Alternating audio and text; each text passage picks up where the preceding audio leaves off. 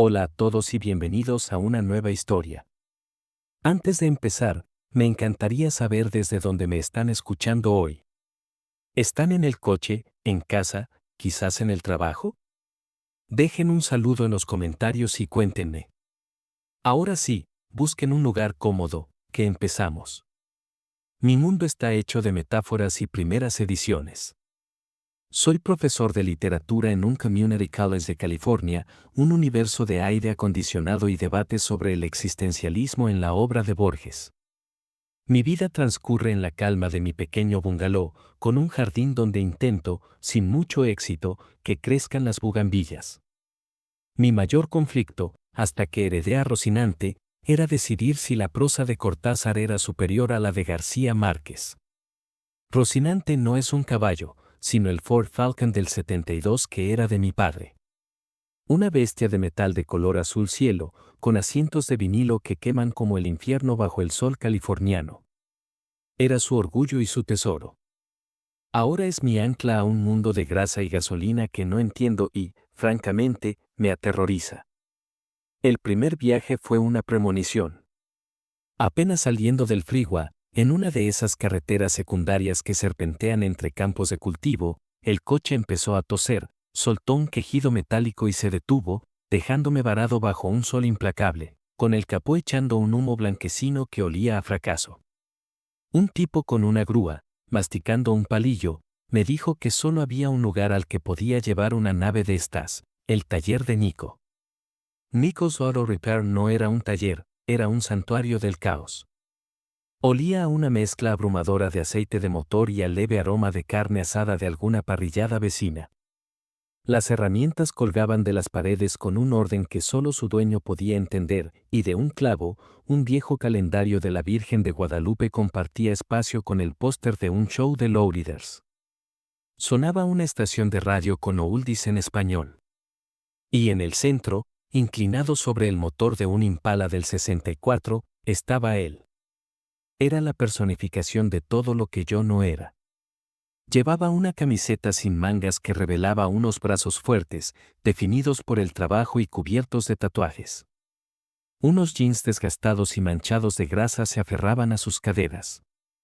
Cuando se giró, el corazón me dio un vuelco. Tendría unos 30 y tantos, con el pelo negro y corto, y una mirada directa y sin rodeos que me escaneó de pies a cabeza. Sí, bro, dijo, su voz grave, con ese acento chicano que mezcla la dureza de la calle con la cadencia del español. Hola, soy, el del falcón azul. El de la grúa, conseguí decir. Asintió, secándose las manos en un trapo rojo. ¿Y qué le pasó a la ranfla? Se paró. Salió humo. Me sentía un completo idiota. Soltó un suspiro, un sonido que mezclaba cansancio y resignación. A ver. Caminó hacia mi pobre Rocinante y abrió el capó. Yo me quedé a una distancia segura, sintiendo que invadía un territorio que no me pertenecía. Se inclinó sobre el motor, sus músculos tensándose. Y entonces, lo vi. En la piel bronceada de su antebrazo, entre tatuajes de calaveras y llamas, había algo que no encajaba. Eran letras. Una frase escrita en una caligrafía cursiva, casi poética, que chocaba con la rudeza de su entorno. No pude leerla. Obereating sentenció de repente. El radiador está frito. Y un par de mangueras están para llorar. Es una reparación grande. Haz lo que tengas que hacer, respondí, mi mente todavía en esas letras misteriosas. Oga. Te llamo en un par de días. Fue una despedida. Se giró y volvió a su Impala, dejándome allí plantado. Cuando volví, 3 días después, Rocinante sonaba mejor que nunca. Nico estaba limpiando una pieza con una concentración feroz. Ya está, dijo sin mirarme. Me dio la cuenta. Era una cifra considerable. Al darle el dinero, nuestros dedos se rozaron. Su piel era áspera, con la textura del trabajo duro y la lija. Sentí un chispazo, una corriente que no tenía nada que ver con la batería del coche. Aparté la mano como si me hubiera quemado. Él no hizo ningún gesto, o si lo hizo, lo ocultó perfectamente. Gracias, logré decir. Cuídala, respondió, refiriéndose al coche. Estas máquinas necesitan cariño, no solo gasolina. Me fui de allí con el motor de mi coche funcionando a la perfección, pero con mi propia maquinaria interna completamente desajustada. La imagen de sus manos, de su mirada, y sobre todo, de ese tatuaje, se repetía en mi cabeza. Pasaron 2 semanas. La vida volvió a los libros.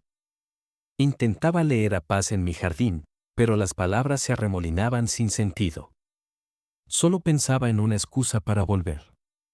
La excusa llegó en forma de una pequeña luz en el tablero, Check Engine. ¿Era real? No tenía ni idea. Pero era una invitación del destino. El lunes por la tarde, estaba de vuelta. El olor a gasolina me recibió como un viejo conocido. Nico estaba ajustando el motor de una moto. Tú otra vez, dijo, esta vez con un inconfundible matiz de diversión en su voz. La luz del check engine, anuncié, con falsa gravedad. Me miró fijamente durante un largo segundo. Una de esas miradas que te hacen sentir completamente transparente. Pude ver una sonrisa casi imperceptible jugar en la comisura de sus labios antes de que se pusiera serio. Súbela a la rampa. Mientras el coche se elevaba, él se quedó a mi lado. Estábamos cerca. Demasiado cerca. Podía oler su colonia, una barata mezclada con el aroma de su trabajo. Así que, profesor, dijo, rompiendo el silencio. Sí, de literatura. Ah. Con razón cuidas tanto la chatarra esta. Mucha poesía y todo eso. Se inclinó para mirar los bajos del coche, y su brazo quedó expuesto de nuevo bajo la luz del taller. Esta vez, el tatuaje era claro, nítido. Las letras elegantes y desgastadas por el tiempo y el trabajo. Me acerqué, fingiendo interés en el motor. ¿Te gusta?, preguntó de repente, su voz sonando justo a mi lado. Me había pillado de nuevo. Perdona, es que, soy profesor, repetí mi excusa, sintiéndome estúpido. La caligrafía es inesperada. Él se irguió lentamente y se giró para encararme. El espacio entre nosotros era mínimo. Se remangó la manga a propósito, con un gesto lento y deliberado. Su mirada era un desafío. A ver si el profe sabe de quién es, dijo, su voz más grave que de costumbre. Me incliné, mi corazón martilleando contra mis costillas. El calor de su brazo casi rozaba mi cara. Y entonces leí el verso que cambiaría mi mundo. Me oyes desde lejos, y mi voz no te alcanza, deja que me calle con el silencio tuyo. Neruda. Un verso de una belleza y una melancolía infinitas, grabado en la piel de un mecánico de barrio. La contradicción era tan brutal, tan hermosa, que me dejó sin aliento. Levanté la vista lentamente. Sus ojos avellana estaban fijos en los míos, y por primera vez, la barrera de indiferencia había desaparecido por completo. Me miraba con una intensidad cruda, casi dolorosa, como si al mostrarme esas palabras, me hubiera entregado la llave de una habitación secreta. Neruda, susurré, mi voz apenas un soplo de aire. Él asintió, sin apartar la mirada. Y en ese silencio, con el zumbido de un compresor de fondo, supe que las averías de mi coche ya no eran una excusa. Eran mi destino. Neruda, susurré, y la palabra se sintió extraña en mi boca, un artefacto de mi mundo dejado caer en el suyo. El hechizo se rompió tan rápido como se había creado. Nico pareció darse cuenta de su propia vulnerabilidad y dio un paso atrás, la máscara de indiferencia volviendo a su rostro como un escudo. Sí, bueno. Cosas de jóvenes, dijo, con un tono cortante que intentaba restarle importancia. Se giró bruscamente y volvió a su caja de herramientas. Tu coche está listo. El check engine era solo un sensor sucio. Ya lo limpié. No debería darte más problemas. La conversación había terminado. El muro había vuelto a levantarse, más alto y más grueso que antes. Pagué en silencio, esta vez evitando a toda costa el roce de sus dedos. Mientras me iba, ni siquiera levantó la vista. Me fui del taller con el motor de Rocinante sonando perfecto y un silencio ensordecedor en el corazón. Pasé los siguientes días en una especie de niebla. El verso de Neruda se repetía en mi cabeza: deja que me calle con el silencio tuyo. Era una súplica, un anhelo de una conexión tan profunda que las palabras sobran. ¿Por qué se había tatuado eso un hombre como él? Un hombre que parecía hecho de acero y gasolina. Me di cuenta de que las averías falsas ya no eran suficientes. Necesitaba algo más. Una excusa que no fuera un problema, sino un proyecto. Algo que requiriera tiempo, paciencia. Algo que me permitiera ver más allá de su coraza. El plan que se formó en mi mente era, a la vez, el más lógico y el más aterrador. Volví al taller el viernes por la tarde, justo antes de que cerrara. Nico estaba barriendo el suelo, moviendo el polvo y los pequeños tornillos con gestos cansados. Cuando me vio, suspiró y se apoyó en la escoba. «Profe», dijo, y el apodo sonaba a una mezcla de burla y familiaridad. ¿Ahora qué? ¿Se le cayó una puerta? No, el coche funciona perfectamente, admití. Vengo a proponerte un trato. Dejó la escoba y se cruzó de brazos, sus ojos avellana entrecerrándose con sospecha. Te escucho. Quiero que me enseñes, solté de golpe. Quiero aprender lo básico. Cómo cambiar el aceite, revisar los niveles, entender qué es cada cosa. No quiero volver a quedarme tirado como un idiota. Te pagaré por tu tiempo. Como si fueran clases particulares. Nico se me quedó mirando fijamente durante un largo rato. El silencio se llenó con el sonido de los coches pasando por la calle. Podía ver el conflicto en su rostro. La sospecha luchando contra la curiosidad. Tú no quieres aprender a arreglar coches, Javier, dijo finalmente, usando mi nombre y haciendo que un escalofrío me recorriera. Su tono no era una pregunta. Era una afirmación. Quiero entender lo que era de mi padre, respondí, usando una media verdad. Y estoy harto de sentirme un inútil. Por favor. Pago bien. Quizás fue la mención de mi padre, o quizás simplemente la audacia de mi propuesta, pero vi cómo sus defensas serían 1 milímetro. Mañana. A las 10. Y trae ropa que puedas manchar, dijo, antes de darse la vuelta y seguir barriendo. Esa noche apenas dormí. Llegué el sábado puntual, con unos vaqueros viejos y una camiseta que no me importaba sacrificar. Nico ya estaba allí, con el capó de Rocinante abierto, como un cirujano esperando a su paciente. El sol de la mañana entraba a raudales por la puerta del taller, creando un halo de luz a su alrededor. Lo primero es lo primero, dijo, su voz toda profesionalidad. El corazón de la bestia. Tienes que saber que alimenta a tu coche y que lo puede matar. Y así empezó mi primera lección. Me sumergí en su mundo. El olor a metal y a aceite ya no me resultaba hostil, sino extrañamente reconfortante. Era su olor. Me enseñó a medir el nivel de aceite con la varilla, a comprobar el líquido de frenos, el refrigerante. Su forma de explicar era directa, sin adornos, pero increíblemente clara. La tensión entre nosotros era diferente. Ya no era la del cliente molesto y el mecánico harto. Era la tensión del maestro y el aprendiz. La del experto y el novato. Y era electrizante. Mira, dijo, inclinándose sobre el motor. Este es el carburador. Es viejo, delicado. Es el que mezcla el aire y la gasolina. Si no respira bien, el coche se ahoga. Me incliné a su lado para ver. Nuestros hombros se rozaron. El espacio era reducido, íntimo. Podía sentir el calor que emanaba de su cuerpo, ver la tensión de los músculos de su cuello. Su voz, tan cerca de mi oído, Era un murmullo grave y profundo que hacía que me concentrara más en el sonido que en sus palabras. Ahora tú. Tienes que limpiar el filtro de aire. Con cuidado. Me indicó dónde estaba. Mis manos, acostumbradas al tacto liso de las teclas de un ordenador, se sintieron torpes y ajenas entre los cables y los tubos. No, así no, dijo, y su voz sonó impaciente. Vas a romper la pestaña. Mira. Y entonces sentí su mano sobre la mía. Su piel, áspera y callosa, cubrió la mía, suave y sin marcas.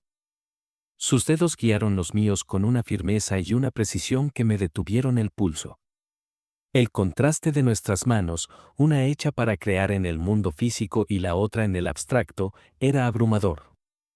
Me enseñó el movimiento correcto, pero yo ya no estaba pensando en el filtro de aire.